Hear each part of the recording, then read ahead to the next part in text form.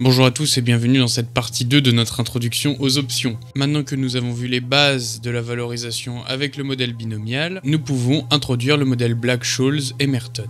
L'idée derrière ce modèle en temps continu est de modéliser le processus de formation des prix de l'actif sous-jacent, puis d'en déduire le payoff du dérivé, pour ensuite l'actualiser au taux sans risque. Ici aussi, bien sûr, nous allons utiliser l'évaluation risque neutre. Pour commencer, les variations ou les incréments futurs sont entièrement indépendantes de son historique. Dans le contexte financier, et plus particulièrement dans la modélisation des prix des actifs, cette propriété est cruciale. Les prix des actifs qui évoluent dans un cadre continu, ou discret selon les modèles, suivent un processus de Markov. Cela implique que les prix passés n'exercent aucune influence sur les prix futurs. De plus, cela signifie que les rendements entre deux périodes données sont complètement indépendants. Cette indépendance est fondamentale dans l'élaboration de modèles de prix d'actifs, en tout cas dans nos modèles de base, car elle simplifie les prévisions et la modélisation en se consacrant uniquement à l'état actuel du marché, sans devoir analyser en détail l'historique des prix. En approfondissant, il est intéressant de noter que les processus de Markov jouent un rôle central dans la modélisation des marchés financiers, notamment dans la théorie des options et du pricing des actifs. Ils permettent de créer des modèles plus réalistes et maniables pour la prévision des prix, en se basant sur l'hypothèse que le marché n'a aucune mémoire et que son évolution future dépend uniquement de son état présent. Cette indépendance des processus de Markov, appliqués au prix des actifs, peuvent sembler contredire certaines approches, comme celle des analystes techniques. Ces derniers, souvent armés de graphiques et de lignes de tendance, cherchent à prédire les mouvements futurs de marché en se basant sur l'historique des prix. Ironiquement, si on adhère strictement à les théories des processus de Markov, toute cette analyse technique pourrait plus s'apparenter à de la divination plutôt qu'à une quelconque science financière. Cependant, il est quand même important de souligner que, dans la réalité, les prix des actifs ne suivent pas stricto sensus un processus de Markov pur. Ils s'en approchent grandement, certes, mais avec certaines nuances et complexités supplémentaires. Cette divergence entre la théorie et la pratique est un sujet fascinant en soi, mais aussi assez dense pour mériter sa propre série de discussions. Nous explorerons ces aspects plus en détail dans de futures vidéos, où nous dévoilerons pourquoi et comment les marchés dévient de l'idéalisation markovienne, et quelles implications cela a sur les stratégies d'investissement et de trading. Le mouvement brownien arithmétique est décrit par une équation différentielle stochastique, notée EDS. Ici donc, dx indice t est égal à mu dt plus sigma dwt, où w indice t est un processus de Wiener, exprimé comme w indice t est égal à epsilon fois racine carrée de delta t, avec epsilon suivant une distribution normale standard, donc centrée réduite. Pour résoudre cette équation différentielle stochastique, ou EDS, nous utilisons l'intégrale stochastique en décomposant l'équation en intégrale. À ce stade, il est instructif de rappeler le concept de somme de Riemann. La somme de Riemann est une méthode pour approximer l'intégrale d'une fonction en la décomposant en une série de rectangles sous la courbe. Mathématiquement, pour une fonction f sur un intervalle AB divisé en n sous-intervalles de largeur delta x, la somme de Riemann est définie comme somme de i égale 1 jusqu'à n, f de xi étoile delta x, où xi étoile est un point quelconque dans le im sous-intervalle, en prenant la limite lorsque n va tendre vers l'infini, et que, donc, intuitivement delta x va tendre vers 0, cette somme va converger vers l'intégrale de Riemann, de f sur l'intervalle AB. Appliquons maintenant ce principe à notre EDS. La résolution de l'intégrale de 0 à t dx indice t peut être conceptualisée comme la somme des variations infinitésimales de x indice t sur l'intervalle 0t.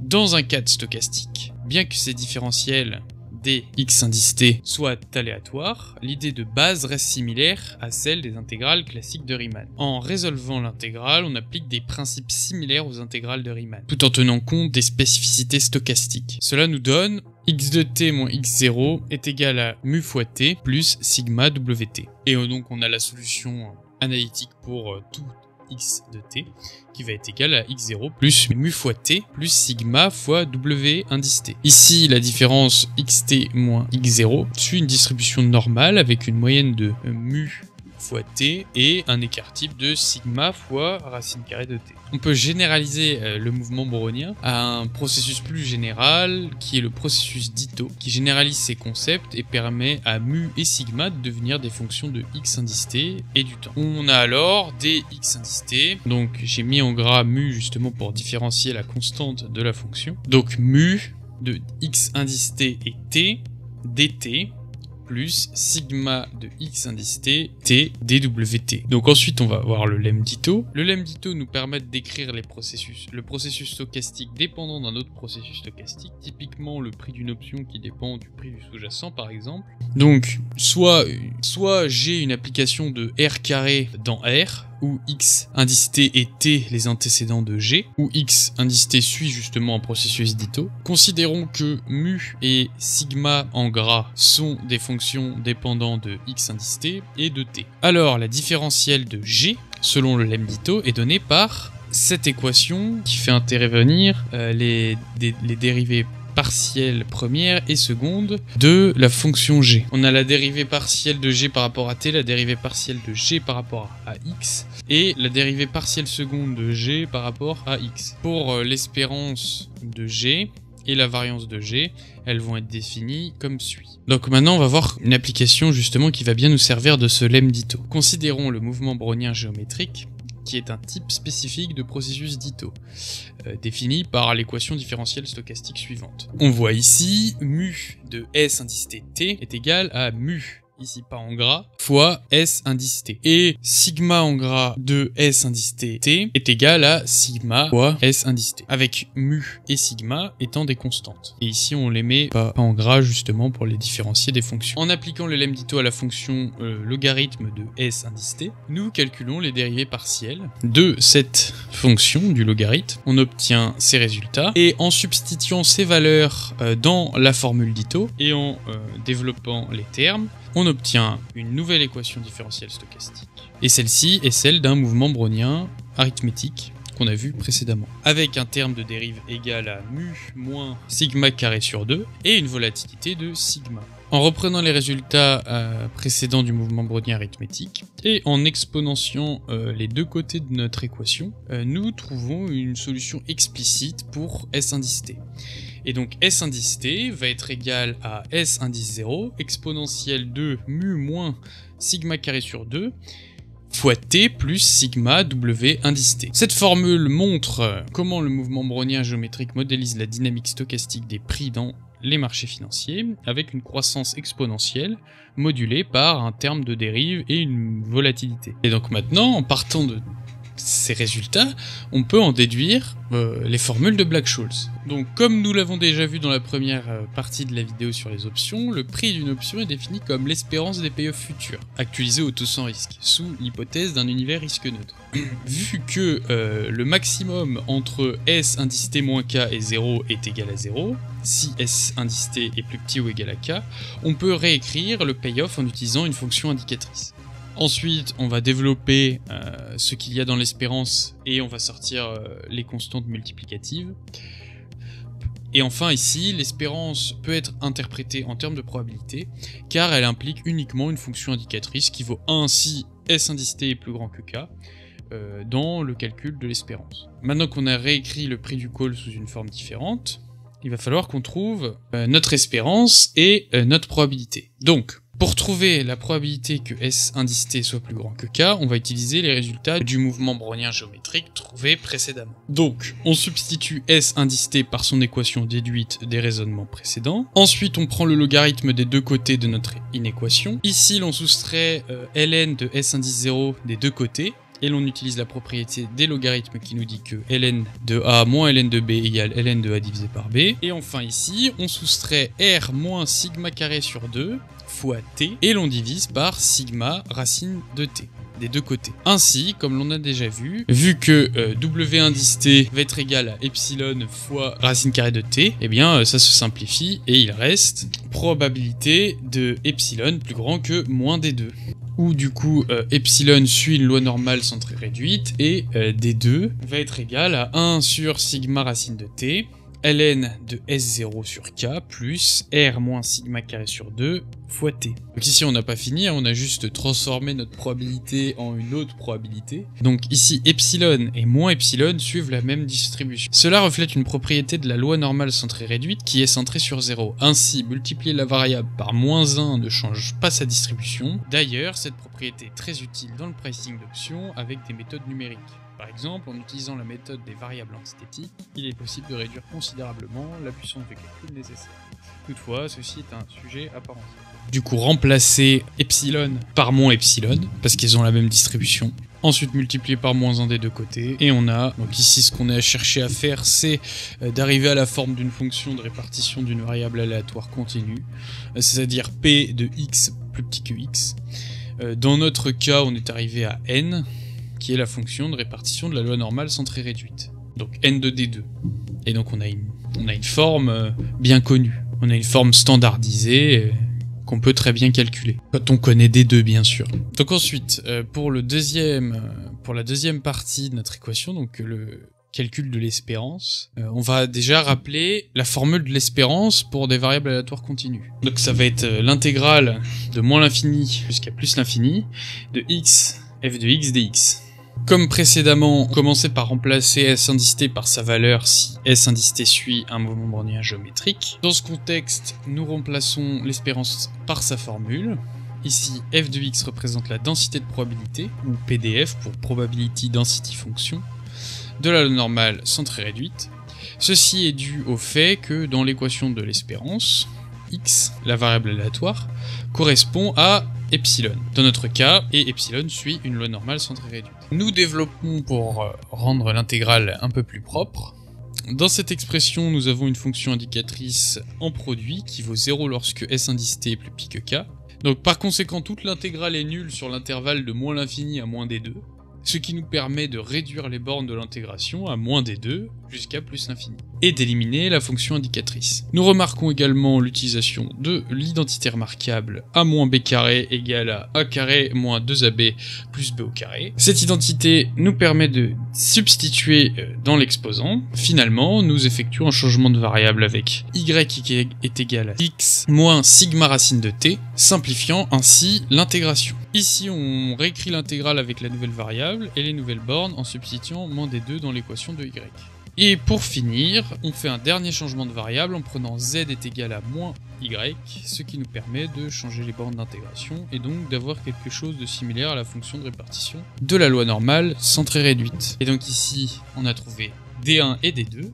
Et donc, vu qu'on a l'espérance et la probabilité, on a juste à les substituer dans notre équation et on en obtient le prix du call qui va être égal à S indice 0 fois n de d1 moins k fois exponentielle de moins rt fois n de d2. Et avec n, donc, la fonction de répartition de la loi normale centrée réduite, définie par cette équation. Pour le put, on pourrait faire un raisonnement assez similaire, mais le plus simple maintenant que l'on a le prix du call est d'utiliser la parité call-put. Je rappelle que la parité call-put dit que c plus k fois exponentielle de moins rt doit être égal à tout instant à p plus S indice 0. Donc si on isole le put, qu'on substitue le call par sa valeur qu'on a trouvé précédemment. Ensuite qu'on factorise par S0 et par K exponentielle de moins RT. On utilise la propriété de la loi normale centrée réduite qui dit que 1 moins n de x va être égal à n de moins x. Et donc on a le prix du put. Donc du coup pour ce qui est de l'implémentation de tous ces concepts, on va commencer par importer les différents modules. NumPy, SciPy.stat et donc tout ce qui est autour de la loi normale, donc normes, matplotlib. On va initialiser toutes les constances dont on aura besoin, donc S0, K, sigma pour le prix de l'action à l'instant 0, le strike et la volatilité, nsim pour le nombre de simulations que l'on souhaite, ntime, le nombre de périodes que l'on veut en fait de réalisation du processus dans le temps, au cours du temps. Ensuite T c'est la maturité de l'option, dt c'est la taille d'une période et R c'est le taux sans risque. Et type ça va être le type de notre option. Donc on va commencer par définir une fonction donc pour notre modèle Black-Scholes. On va lui passer les paramètres sigma S0. Ensuite bah on a juste à recopier les formules, hein. L'implémentation est vraiment pas très compliquée en Python, en tout cas de la forme analytique du modèle Black-Scholes. On a juste à recopier exactement les formules mathématiques et les traduire dans le langage Python. C'est tout simple. Donc np.log pour logarithme naturel, np.sqrtc pour la fonction racine carrée. Le reste, bah, c'est les constantes qu'on a vues avant et on les a juste recopiées exactement comme dans les formules qu'on a vues précédemment. Ensuite, bah, il y a juste des conditions ici dans notre fonction. On va juste nous dire, bon, bah, si on nous passe et qu'on veut le prix d'un call, donc si type est égal à call, et bah, on retourne le prix de la formule du call et sinon la formule du put. Pareil, je vous reprends quand c'est fini. Donc voilà, hein, tout simple. Formule du donc si c'est un call, formule du call. Sinon, formule du put. Et on retourne le prix de l'option. Tout simple pour l'implémentation du modèle analytique. Donc là on peut voir, on va tester. Hein. Pour ces paramètres là, le prix du put est de 1,80. Plus intéressant, en tout cas un peu plus moins intuitif comme implémentation, c'est tout simplement une technique qui va être la valorisation d'une option par simulation de Monte-Carlo, par méthode de Monte-Carlo. En gros, bah, on va simuler nos mouvements browniens géométriques, regarder à la fin les prix de l'option, le payoff de l'option, et l'actualiser auto sans risque. Et prendre son espérance et l'actualiser auto sans risque. Et donc on va voir déjà comment simuler ces processus, et ensuite comment valoriser à partir des simulations notre option. Donc en fait on reprend la logique du modèle Black-Scholes, mais en fait on cherche pas une solution analytique, là on cherche une solution numérique. Et la plupart du temps, de toute façon, ça va être des solutions numériques, parce qu'il y a beaucoup de produits financiers, il y a beaucoup d'options qui sont américaines, beaucoup d'options qui sont exotiques, et donc ces options-là peuvent pas être valorisées avec les solutions analytiques du modèle Black-Scholes. En fait, les solutions analytiques du modèle Black-Scholes sont juste valides pour les options américaines qui n'ont pas d'intérêt à être exercées avant échéance, et pour les options européennes. Donc, on va définir une fonction qu'on va appeler getGBM pour Geometric Brownian Motion. Donc, on va commencer par initialiser un tableau NumPy avec des 1, donc np.one, de shape ntime nsim fois s0.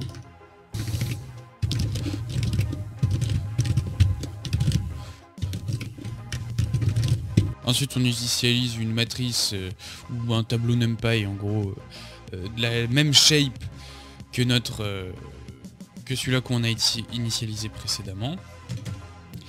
Ce tableau là va prendre que des valeurs réalisées tirées d'une loi normale centrée réduite. Et donc en fait ça va représenter chaque coordonnée de notre tableau, donc chaque valeur dans notre tableau va être correspond à WT en fait, W indice T dans nos équations. Donc ensuite on va lancer une boucle for i in range 1 gbm.shape 0.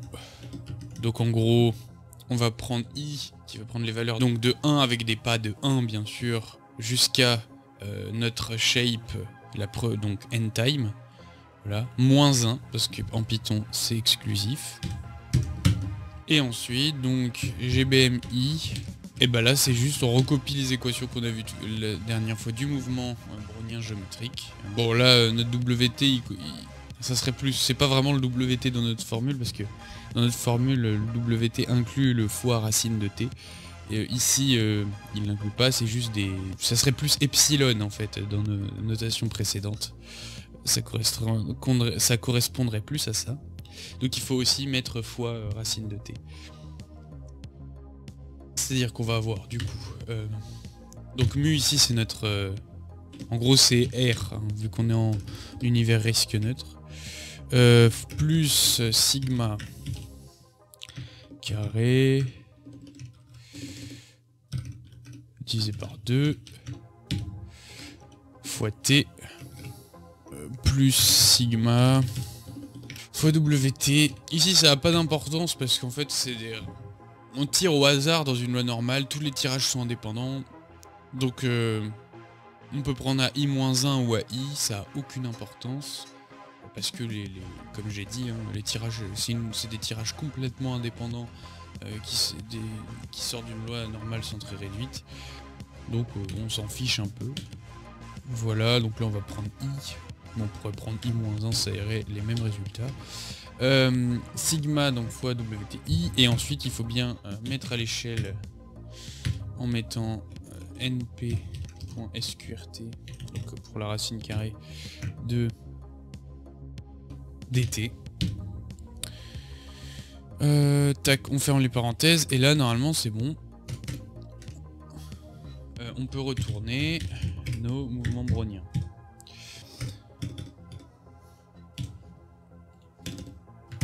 Paf. Et donc là on va afficher, voir ce qu'on a. Et donc on voit que ça ressemble beaucoup en fait des vrais cours d'action. Hein.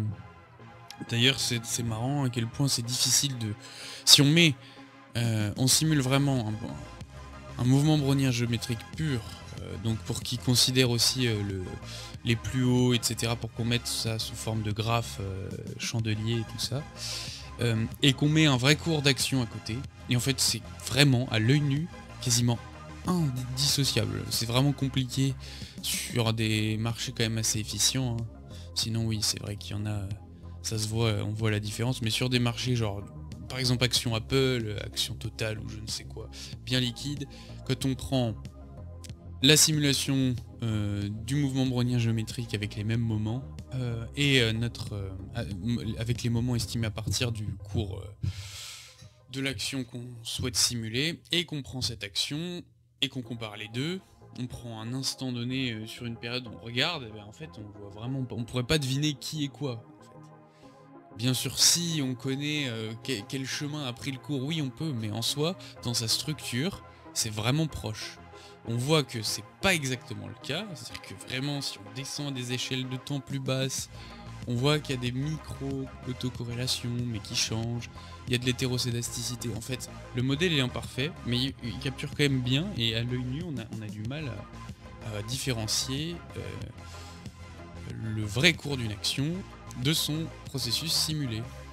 Donc c'est quand même assez marrant. Je me demande comment les analystes techniques ils arrivent à différencier les deux. D'ailleurs ça pourrait être un test. On prend un youtubeur qui fait de l'analyse technique, qui vend ses formations à 4000 € où il fait du coloriage, et on lui demande tiens, est-ce que tu sais différencier ça et ça? Étant donné qu'il y en a un où il peut pas faire de prédiction et l'un où il prétend pouvoir faire des prédictions, il devrait quand même pouvoir savoir différencier les deux. Donc ça pourrait être marrant. Mais c'est pas le sujet. Donc du coup, maintenant qu'on a ça, on va modifier nos paramètres parce qu'en fait, pour valoriser des options européennes, on s'en fout de savoir quel chemin a pris l'action. Donc on va juste en fait simuler la fin de notre processus, la dernière valeur de notre processus, à l'arrivée. Donc on commence par simuler le cours de nos actions. If, donc ensuite pareil comme dans la fonction pour utiliser Black-Scholes sous forme analytique, enfin pour avoir pour utiliser les solutions analytiques du modèle Black-Scholes, on demande si c'est un call ou un put. Si c'est un call, on calcule les payoffs du call à la fin. NP pour maximum donc de S moins 1 parce qu'on veut juste la fin de toutes les simulations en moins K, donc formule du payoff du call, sinon 0, ou 0, enfin et 0. Et pareil pour le put, en fait ça va être exactement la même chose, sauf que là on va mettre else, ici au lieu de mettre K, ça va être K moins S. C'est exactement pareil. Et une fois qu'on a ces payoffs, on calcule l'espérance. Dans notre cas, ici l'espérance c'est la moyenne, donc tout simplement l'espérance des payoffs futurs. Donc le prix de l'option ça va être tout simplement NP, NP.exponentiel pour l'actualisation, donc moins RT, voilà, fois np.min pour la moyenne, pour retrouver la moyenne, qui est dans notre cas confondu. En fait, la moyenne et l'espérance, c'est exactement la même chose dans notre cas. Et donc payoff, voilà, tac. Et on peut retourner notre prix d'option. Voilà. Ce qui peut être marrant, c'est de regarder ce qui se passe. Donc là, ce que je fais, parce qu'on va monter haut dans le nombre de simulations. Là, ce que je fais, c'est que je fais une boucle où je prends le... En gros, je vais calculer plein de prix. Je vais faire la moyenne de ces prix, ça va nous donner le prix de l'option. En fait, je pourrais juste augmenter NSIM et le mettre à 10 millions, 100 millions. Le problème, c'est qu'au bout d'un moment, moi, la RAM de mon PC devient saturée et ça crache. Donc pour pallier à ça, je monte juste à 1 million, mais je price plein de fois le prix, et ensuite je fais une moyenne, et du coup, ça permet de pallier à ce problème. Bon, et donc là, j'avais mis plus et moins. De toute façon, juste à recopier, je sais pas pourquoi j'ai mis plus. Et donc, une fois qu'on teste avec 1000, on voit que le prix va pas mal varier autour du prix de Black-Scholes qui est là, et encore ça va, il reste assez stable. Si on met 100, là il va varier un peu plus, et puis si on veut un truc très précis, on met 1 million ou 100 000, ouais 1 million, ouais 100 000, sinon ça prendra un peu trop de temps. Et là on voit que c'est vraiment très très proche de notre prix. Ce qu'on peut regarder maintenant, c'est qu'est-ce qui se passe. Plus on augmente le nombre de simulations, plus voir ce qui se passe, comment convergent nos prix. Et donc là on voit qu'est-ce qui se passe, donc comment convergent nos prix quand on a, donc là c'est à l'échelle logarithmique, donc ici 10 puissance 2, 10 puissance 3, 10 puissance 4 simulations, 10 puissance 5, 10 puissance 6. Donc on voit qu'à 10 puissance 2 simulation, c'est très, il y a beaucoup de variance, hein, le prix est très peu précis. Donc à 10 puissance 3 ou 1000 simulation, on a une variance qui se réduit. À 10 000, ça se réduit encore, et jusqu'à converger, en fait, plus on augmente, plus on converge vers la solution du modèle Black-Scholes analytique. On voit que ça va vraiment... Donc ça c'est exact, c'est le prix qu'on a trouvé plus haut là. Et on voit que plus on augmente le nombre de simulations, plus nos prix estimés convergent vers le prix de la forme analytique. Voilà, ça sera tout pour cette deuxième partie qui en fait ne sera pas la dernière et sera juste une partie parmi bien d'autres sur la série des options. J'espère qu'elle vous aura plu. Si c'est le cas, vous pouvez mettre un like, vous abonner, mettre la cloche de notification. Et sur ce, portez-vous bien et à la prochaine.